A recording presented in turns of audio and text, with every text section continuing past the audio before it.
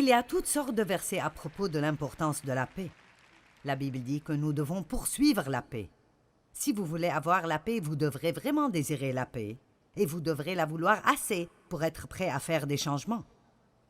Parlons à propos de la colère qui est dans le monde aujourd'hui. Vous savez, c'est une chose, si quelqu'un vous blesse et vous vous énervez et vous vous en occupez, mais il y a des choses qui ont de la colère enracinée en eux.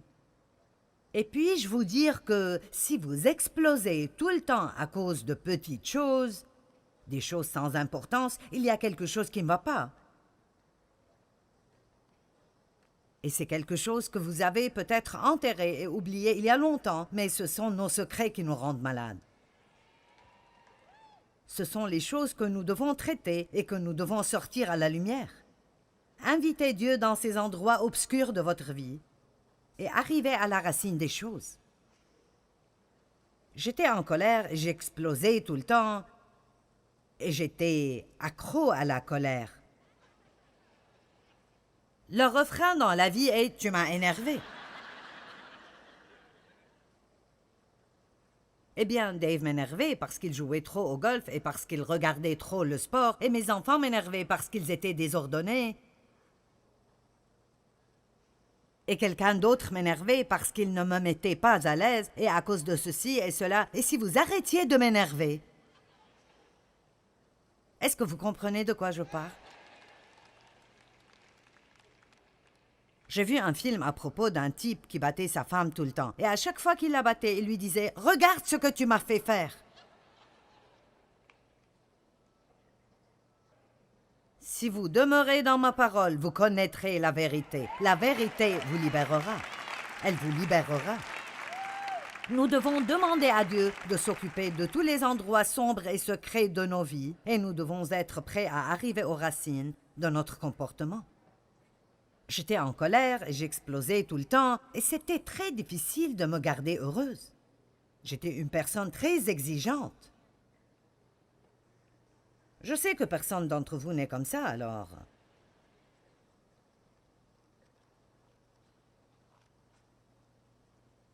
Et je ne réalisais pas que cela venait de mon enfance, que j'étais en colère. J'avais de la colère profondément en moi.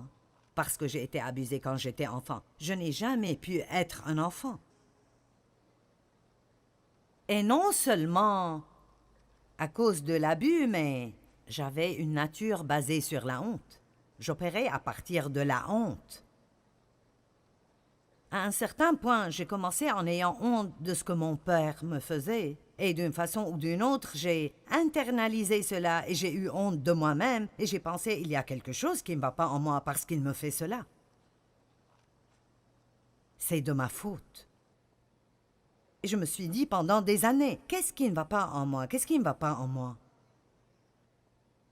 Et je pensais qu'en quittant la maison, je m'éloignerais du problème, mais je l'avais en moi. Et il y a de la valeur dans le fait de laisser le conseil de l'Esprit Saint nous montrer la racine de nos problèmes. C'est vraiment merveilleux de pouvoir comprendre.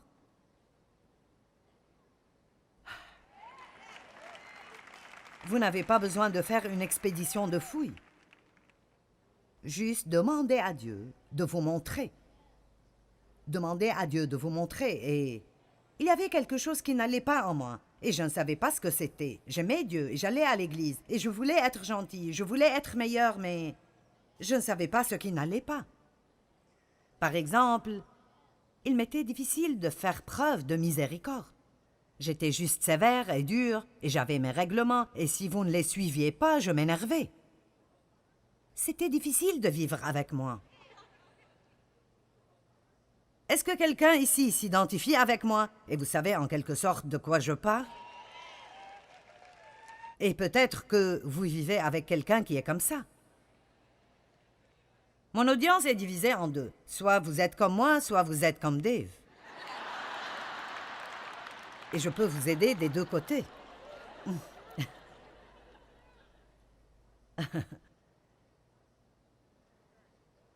Et Dieu m'a montré après que j'ai demandé « Dieu, pourquoi? Pourquoi ai-je un cœur si dur? »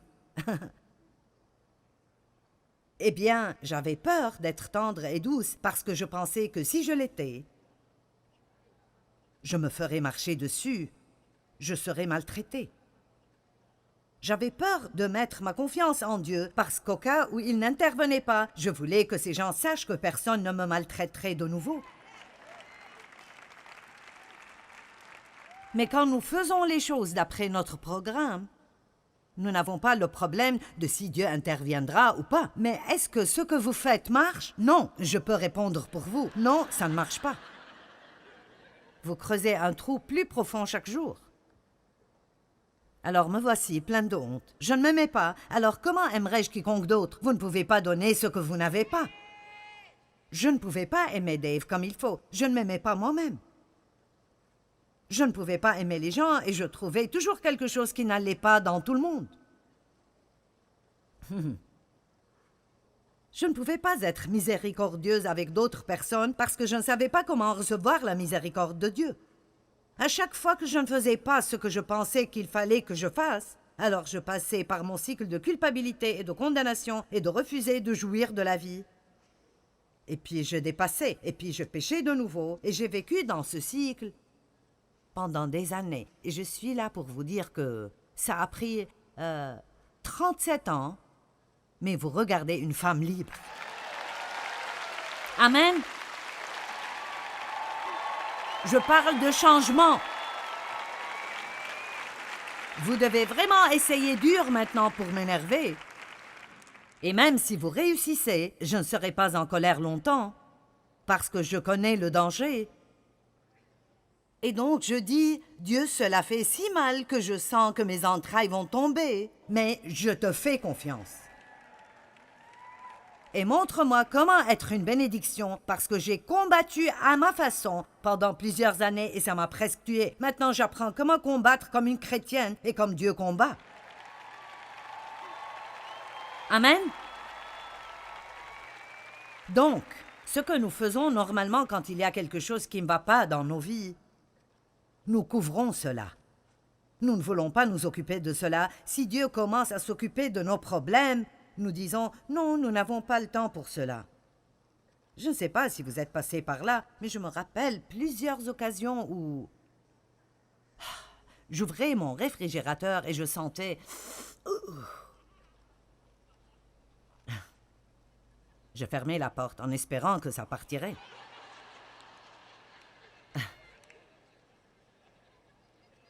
Alors, j'ouvrais de nouveau le frigo. Le brocoli pourri est le pire. C'est vraiment le pire. Et alors je bougeais certaines choses et puis je ne le trouvais pas, vous savez. Oh, je sais ce que je ferai. Ah, ceci s'occupera du problème.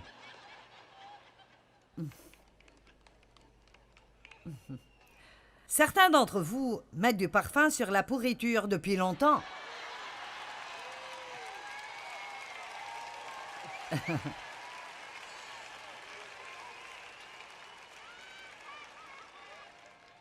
Et vous savez, je ne voulais pas vider tout le frigo. Je ne voulais pas tout sortir et tout mettre sur la table et enlever le tiroir de légumes et le tiroir de fruits. Et il y avait une vanne au bas du frigo sous tous ces tiroirs. Je ne pense pas que les frigos sont toujours comme ça aujourd'hui, mais les anciens l'étaient. Mon Dieu, c'était sale, spécialement si vous ne le nettoyez pas pendant 5 ans. Et vous savez ce que nous faisons? Nous le cachons, nous le prenons à l'église. Gloire à Dieu. C'est comme cela que nous allons, c'est comme cela que nous allons, c'est comme cela que nous allons à l'église chaque dimanche. C'est comme cela que nous rentrons, c'est comme cela que nous rentrons, c'est comme cela que nous rentrons, tout comme nous sommes venus.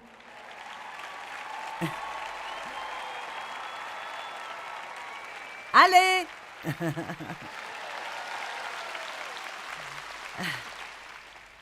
Et Dieu dit, c'est le moment de faire le ménage.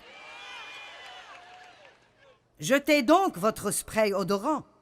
Invitez le Saint-Esprit dans les endroits les plus profonds et les plus sombres de votre vie et dites « Seigneur, je me moque de si ça fait mal. Je refuse de vivre dans la déception. Je vais prendre responsabilité pour mon comportement et je veux que tu me montres ce qu'est la racine de mon problème. » Amen. Savez-vous ce qui arriverait si nos politiciens priaient une telle prière à propos de notre pays? S'ils ont une seule bonne réunion de prière, « Seigneur, montre-nous ce qu'est la racine du problème et de la violence dans le monde aujourd'hui. » Montre-nous ce qui ne va pas dans nos écoles, Dieu. Oh! Oh, oui! Les 10 commandements. Oh oui, nous les avons enlevés des écoles. Nous ne voulions pas que quelqu'un soit offensé quand il les voit.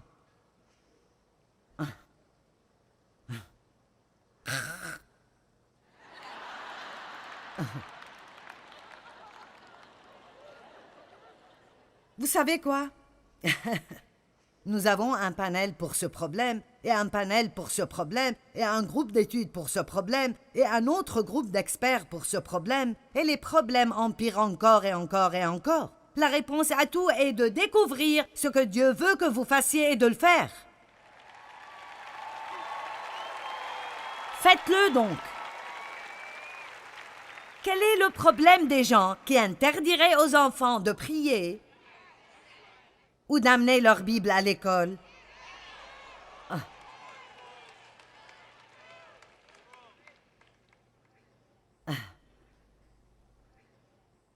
Vous savez quoi? Je suis déterminée d'être une chrétienne heureuse.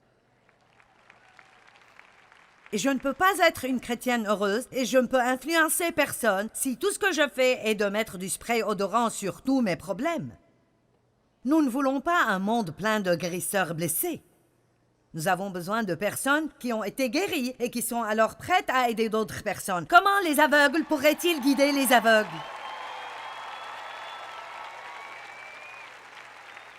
Maintenant, je vais vous dire quelque chose. Mon message est amusant. Mais vous priez cette prière et vous rentrez chez vous et Dieu commence à démanteler des choses. Trouvez quelque chose pour vous accrocher. Parce que ce sera difficile, mais ce sera bien. Plus tard. Plus tard. Et plus tard viendra. Alors laissez-moi vous poser une question. Une année plus tard, voulez-vous être comme vous êtes maintenant? D'accord. Alors utilisons cette année pour avancer. Allez, est-ce que vous êtes là aujourd'hui? Utilisons cette année pour avancer. Arrivons au fond et aux racines de nos problèmes. Débarrassons-nous de tout le spray odorant.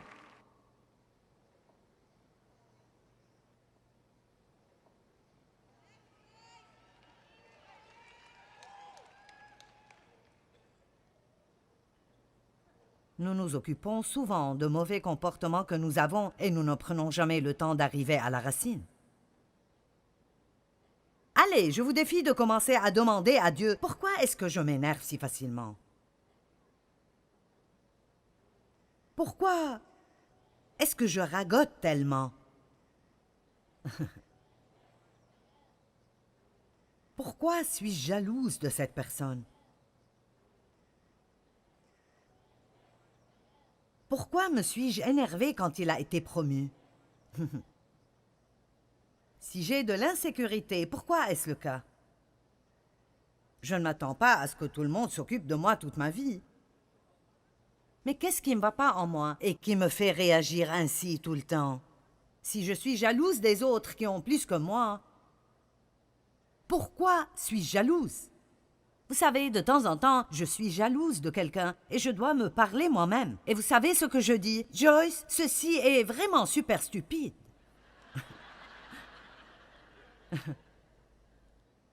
Je veux dire, comment pourrais-tu, Joyce, être jalouse de quiconque? Comment pourrais-tu possiblement être jalouse de quiconque? Et alors je dois me rappeler que Dieu a un plan individuel pour chacun de nous et que ce qu'il fait pour quelqu'un d'autre ne me concerne pas et que la seule chose pour laquelle je suis responsable est ce qu'il fait pour moi.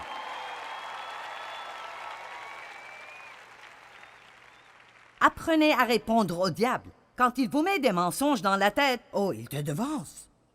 Alors, vous ouvrez la bouche et vous dites, non, Dieu s'occupe de la promotion. Il élève l'un et fait tomber l'autre. Que celui qui a ma parole proclame ma parole fidèlement, dit la Bible. Apprenez comment parler à haute voix la parole de Dieu par votre bouche. J'étais dans l'église pendant des années. J'aurais pensé que ce serait stupide de me parler de moi-même. Je me parlais, mais je disais, je suis fatiguée de ma vie. Oui, c'est moi. J'ai toujours tort à tout propos. Je suis juste si stupide. Tout le monde... Écoutez, est-ce que votre bouche est déjà sauvée?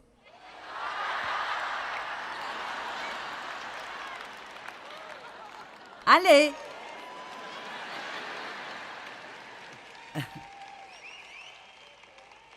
Est-ce que votre salut a atteint votre bouche?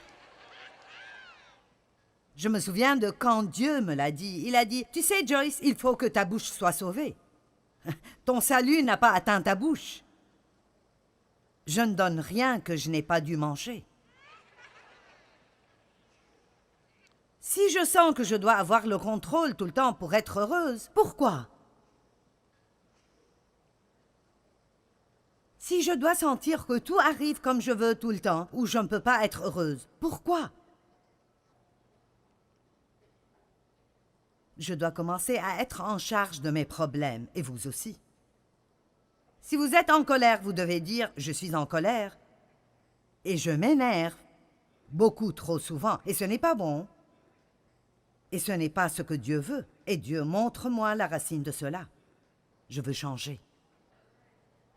Je veux changer. Nous ne pouvons pas juste garder la vieille nature et l'appeler quelque chose de religieux. Je vais à l'église. Le plus grand problème que nous avons dans le monde aujourd'hui est que tant de personnes disent être chrétiens, mais n'agissent pas comme s'ils l'étaient du tout. Je veux dire, il y a de méchants chrétiens dans le monde.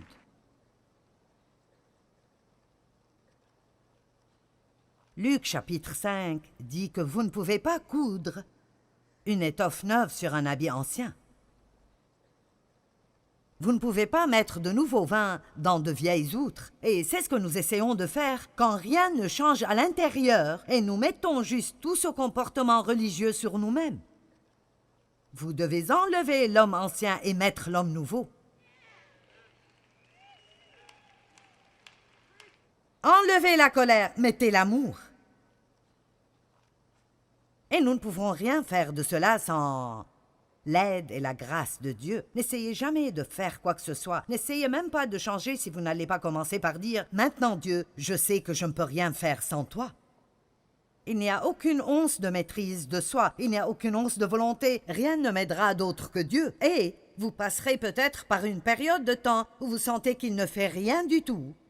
Et vous devrez persévérer et dire « Je n'entrerai pas dans les œuvres de la chair, je te demande de me montrer ce qu'est ce problème et je te demande de faire en moi le travail qui doit être fait. » J'enseigne sur la grâce souvent. Et la grâce n'est pas opposée à l'effort, elle est opposée au mérite. Nous faisons un effort, mais nous ne gagnons pas l'amour de Dieu. Dieu m'aime et vous aime, tout comme nous le sommes. Je n'ai pas besoin de changer pour recevoir son amour. Je veux changer parce que je l'aime et je veux mieux le représenter.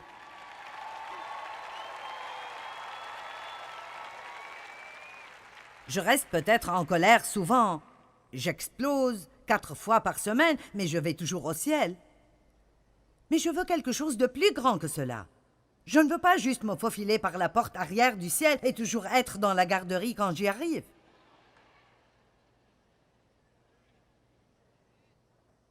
Amen.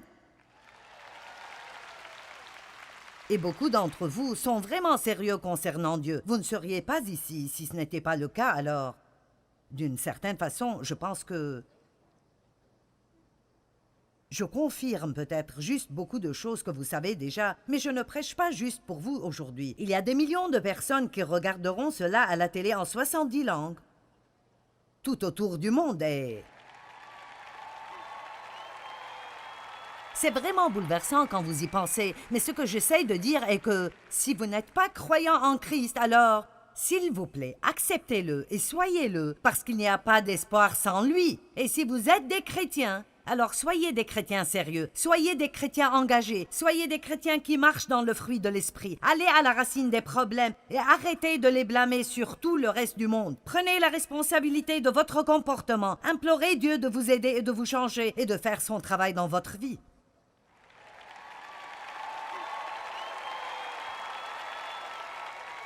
Il n'y a aucune personne ici ou qui regarde à la télé que si elle prie cette prière, Dieu, je veux être ce que tu veux que je sois.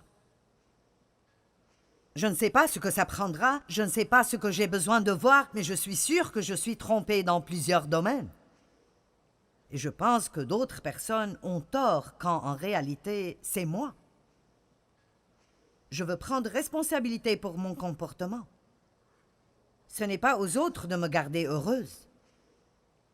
Je te le demande, Dieu.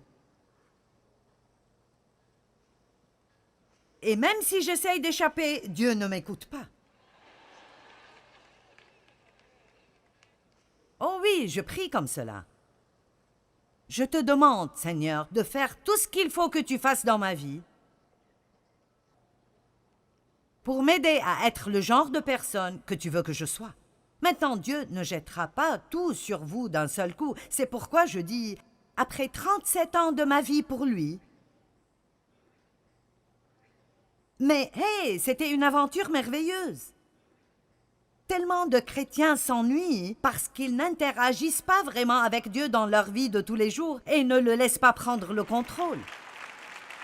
Il les réconforte et les encourage, mais il reproche et avertit aussi. Mes messages sont réconfortants et vous donnent de l'espoir, mais ils contiennent aussi de la correction et de la direction. Et c'est comme cela que nos prédications devraient être. Vous n'avez pas besoin de venir chaque semaine pour qu'on vous dise combien vous êtes merveilleux et combien notre vie sera merveilleuse si vous venez à l'église chaque semaine. Non, nous savons que cela ne marche pas. Il faut que cela marche dans le monde, dans le magasin, à la maison, pendant nos bonnes journées et nos mauvaises journées.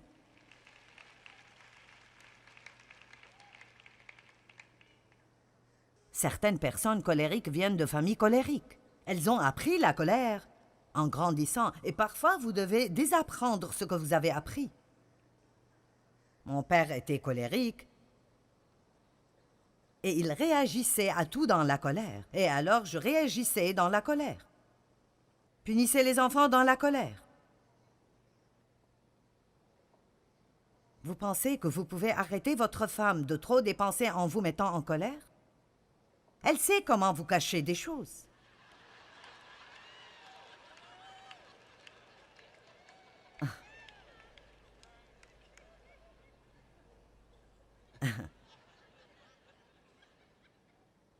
Arrêtez, le mari, de regarder trop de sport en vous mettant en colère. Faites que les enfants viennent chez vous à Noël en vous mettant en colère. J'ai visé quelqu'un, n'est-ce pas? Quoi? Tu ne vas pas passer le jour de Noël avec moi? Vous savez quoi? J'ai libéré mes enfants. Je dis juste, hey, je veux que vous jouissiez des vacances. Je ne veux pas que vous ayez une sorte de loi. J'aimerais vraiment que vous veniez. Si vous pouvez rester 1 heure, venez. Si vous pouvez rester toute la journée, venez. Il n'y a pas de règle. Je vous aime. Je vous aime. Parce que si quelqu'un met la pression sur eux de l'autre côté et que j'en mets de mon côté, ils finiront par haïr ces vacances. Combien d'entre vous êtes juste arrivés à un point où vous pouvez difficilement supporter les vacances parce que tout ce que vous faites est d'essayer de garder toutes ces personnes heureuses alors que vous n'êtes même pas sûr que vous les aimez? Et vous entrez dans des dettes chaque année à Noël et vous passez l'année entière à rembourser pour acheter des cadeaux à des personnes que vous n'aimez pas.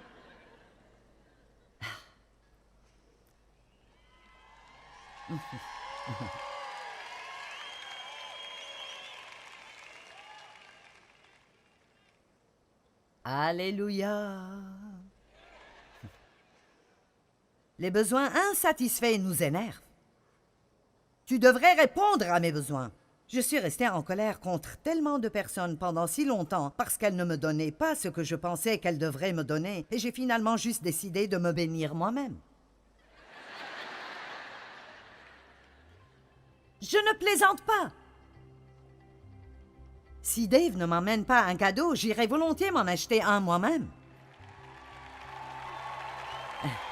Allez!